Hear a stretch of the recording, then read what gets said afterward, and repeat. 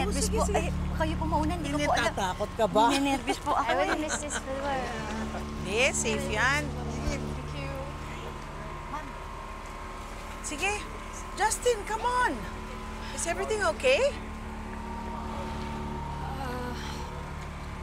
I actually don't feel like going na. What? Mag-shopping na lang tayo.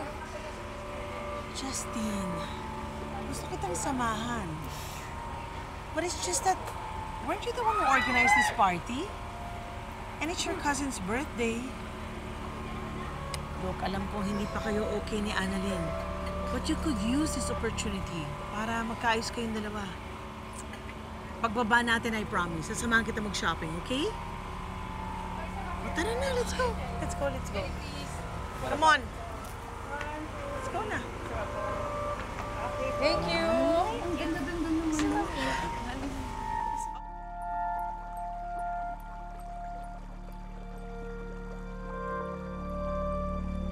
Ay, sandali. Iihi ako, sandali lang. Sasama ko na ako sa banyo. Anong banyo to? Ay, Saan po kayo pupunta? magre-restroom lang po sana ako sandali. Pasensya na po, hindi na po pwede kasi paalis na po tayo. Gusto niyo po sa loob may restroom po? Ay, dito po? Yes, po. Thank you. You're welcome po. Salamat. Bait niya. Thank you. Salamat. Dito, saan ba dito?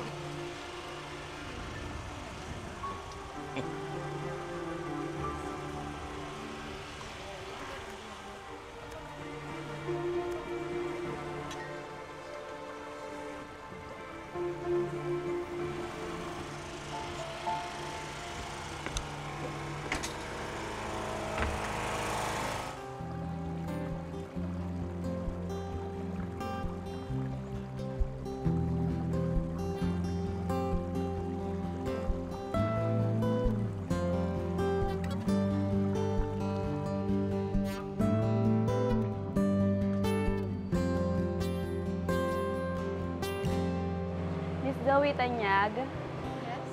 may nagpapabigay po sa inyo. Thank you.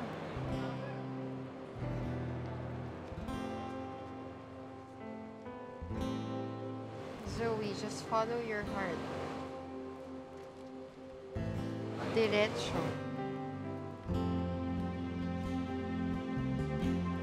Ano na naman to?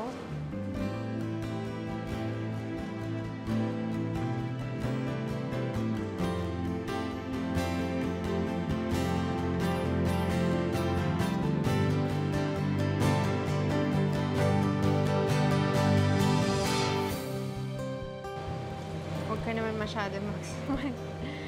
Nahahalata kang kinikilig ka. Diretso.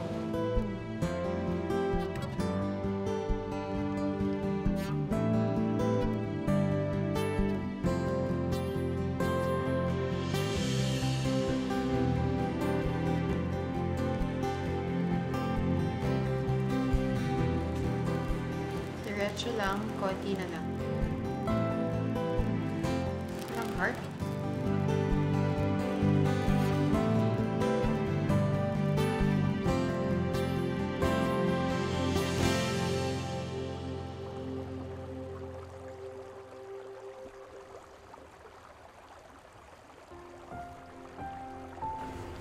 O, Annalyn, ba't ka nag-iisa dito? May problema ba? Ay, tita. Wala naman po. Nag-iisip-isip lang. Alam niyo po, naalala ko lang po kasi mga 3 years ago, nag-birthday po ako. Hindi ko pa po kilala si tatay noon. Tapos, nung nakilala ko naman po siya, hindi sila okay ni nanay. Tapos hindi ko pa nga po alam na may kapatid po ako si Zoe.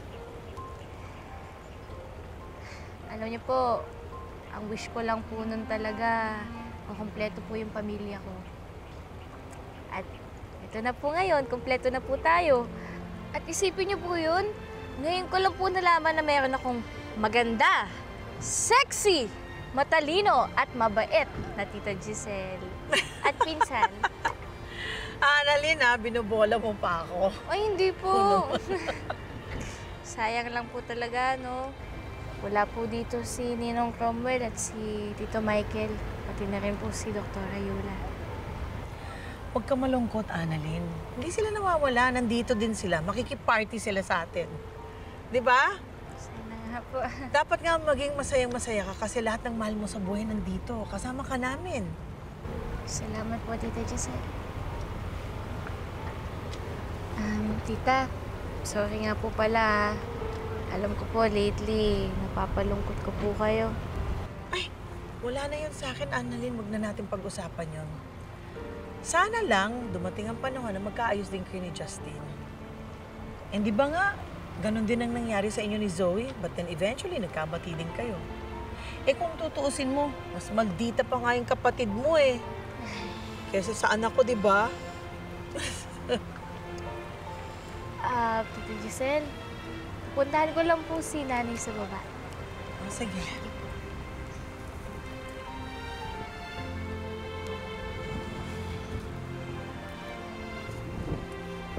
Justin, hindi kayo magkakayos ni Annalyn kung nandito ka lang sa isang tabi. Talk to her.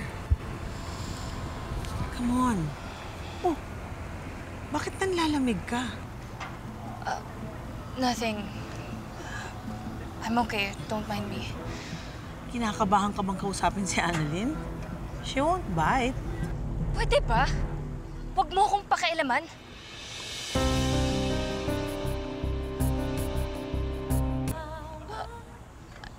I'm sorry. Masama lang yung pakiramdam ko.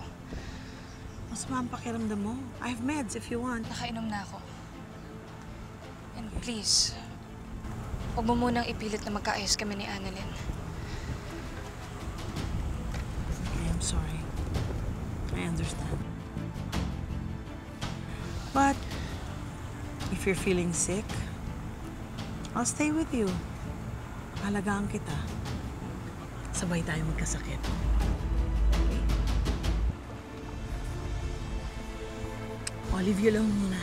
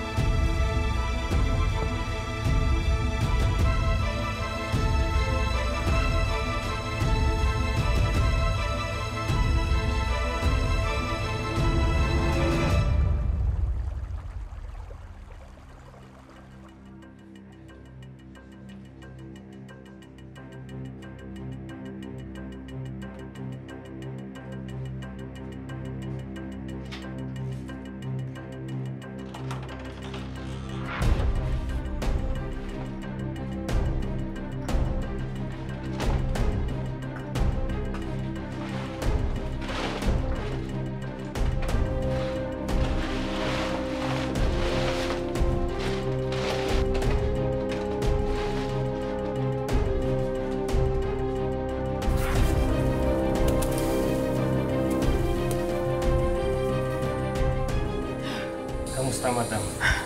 Ilamig po ba kayo? Okay lang. The cold never bothered me anyway. Asa na nga pala yung mga gamit ko? Ready na po, ma'am. Oh, wow! Ang cute naman ito, kuya! Ay! May nakita po kong lalaki. Tauhan po siya ni Ma'am Moira. Max! Anong ginagawa mo dito? Nasaan si Moira? Saan siya rin tatago? Happy Death Day to you! Happy Death Day! Happy Death Day! Happy Death Day to you! This is a prank! Ang ganda ko, di ba? Surprise!